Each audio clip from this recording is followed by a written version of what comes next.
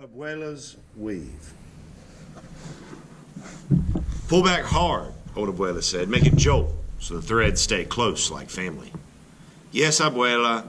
Esperanza thrust the bolt through the opened weave and pulled the bar down with all her might. Next to her, Esperanza's grandmother, her Abuela, also kneeled in front of a backstrap loom. Both looms were tied to the same tree, in the middle of the family compound. Esperanza's mother fed the chickens and pigs behind the main thatch hut, while her father was off with her brothers in the field of corn, beans, and coffee. You're learning, Abuela said. Esperanza looked at her grandmother out of the corner of her eye. She knew that Abuela was nervous about the market. Her mother had said that the houpials and tapestries Abuela made could pull the wonder right out of people. But these days, more and more goods were made by machines. Esperanza worried that people would tease Abuela about her birthmark, as some kids had once done. They had started a rumor that she was a witch, and now many people were frightened to buy things from her. Daydreaming again? Abuela asked. Yes, Abuela. Well, the old woman said gruffly, get busy. There are too few days left. You still have a lot of work to do, and there will be many other people selling the same things you have. Don't worry, Abuela. I'll be busy until we leave. And she was. Esperanza and her grandmother worked from early morning, even before the sun rose, to well past sunset, when the moon rose and the compound fire gave everything the rich smell of pine. They showed no one their work, not even Esperanza's mother, because it was a special thing that they wove. They wanted to wait for the Fiesta de Pueblos in Guate to reveal it. Soon the day arrived, bright with sun, the leaves glistening from the previous night's rain. It seemed like a good omen for Esperanza and her grandmother. Abuela appeared disguised as a woman in mourning, dressed in black. She wrapped a long black shawl around her shoulders and across her face, so that only her eyes appeared to the world. Esperanza, however, wore her favorite houpial. It was a white blouse with red, blue, and green threads in the rectangular collar. Under that, the threads bled into silver and blue, and hidden within the intricate designs of the blouse were tiny quetzals, flying freely in the threads, the way they once flew in the great forests of Guatemala.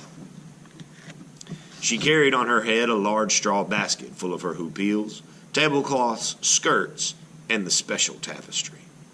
Esperanza walked steadily down the dirt avenue of Santa Cruz to get to the highway where the Guate bus would pick them up. Abuela walked several paces behind. She insisted that they pretend they did not know each other. This way, if my birthmark frightens customers, they will still buy from you, Abuela explained. When the bus came, Abuela did not even help lift the heavy basket to the boys who strapped bags onto the roof of the bus. Inside, they sat 3 seats apart, as if they were strangers, people living in different villages, people with no ancestors in common. When they arrived, the noise in the city was deafening. Large buses roared down the narrow streets, emitting clouds of black fumes. Horns blasted, and people hurried roughly down the sidewalks. Esperanza wanted more than anything to get off the Sexta Avenida, where people jammed the walkways and hawkers yelled from their shops or from the hundreds of carts blocking the sidewalks and streets. She felt trapped. Her lungs ached from the automobile and bus fumes, and her ears rang with the sounds of screeching brakes, horns, shouting, and the whistles of policemen. Esperanza walked quickly, the basket steady upon her head, her mind trying to focus away from the commotion and onto the stalls set up for the fiesta in the Parque Central.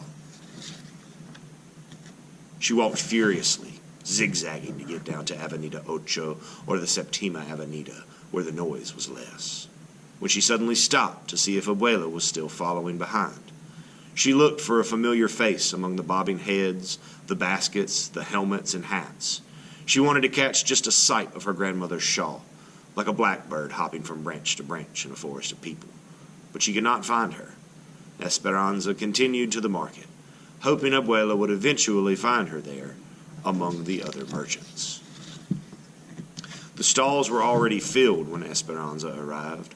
Old men and women nearby shooed her away or ignored her when she asked for help. At last, all she could do was set her basket between the narrow slats of two stalls. On one side, a family from Antigua sold pottery, reproductions of Mayan crafts, and clothing loomed in one of the many factories. The woman on the other side sold long bolts of cloth, musical instruments, and decorative bags. The bags all had zippers machined in the capital and long handles of colorful plastic. Everything was beautiful, Esperanza thought. She thought that no one would buy anything from her.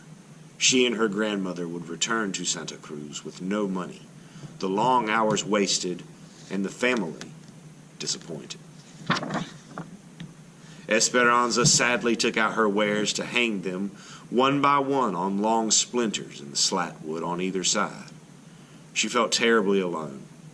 Even her poor Abuelita was nowhere to be seen. The people slowly noticed. They pointed at the elaborate weaving.